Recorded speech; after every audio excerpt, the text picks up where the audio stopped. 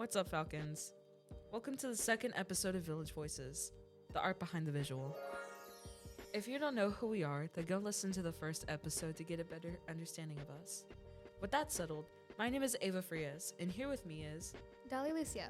This week, we're going to talk about the different art styles out there.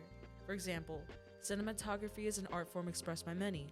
From short films to experimental ads to make for fun, there are different ways people out there express themselves or for educational purposes.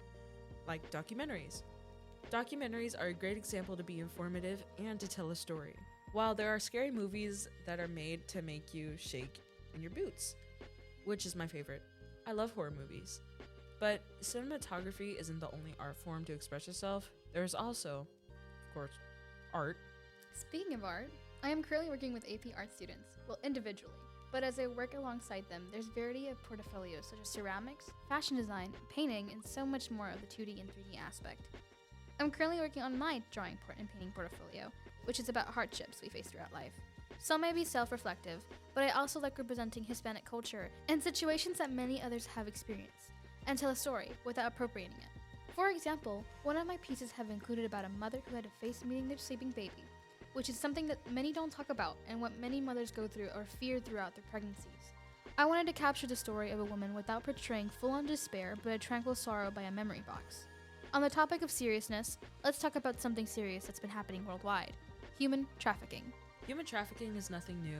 It's something that's been happening for years, but it is becoming more prominent now because of social media and how much access there is to it.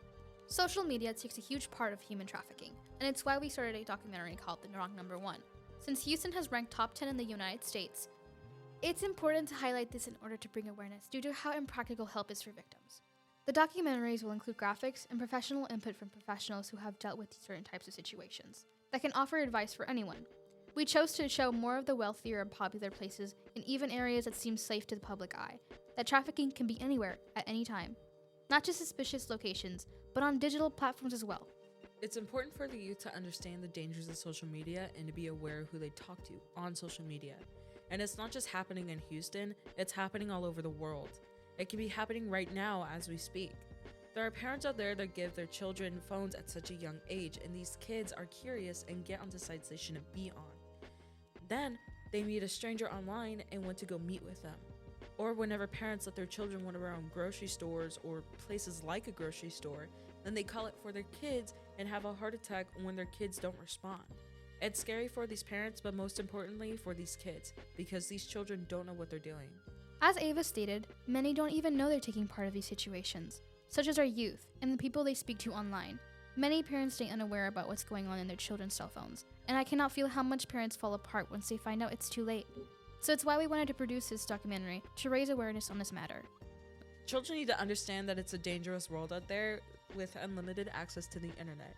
It's important for them to understand why they need to be careful with what they do, and it's important for parents to watch what their kid does online. We hope that you all enjoyed this episode of Village Voices, and we hope you watch our documentary. Thank you, Dolly, for joining me. Of course. Stay safe. Make smart decisions. Have a Merry Christmas, Falcons.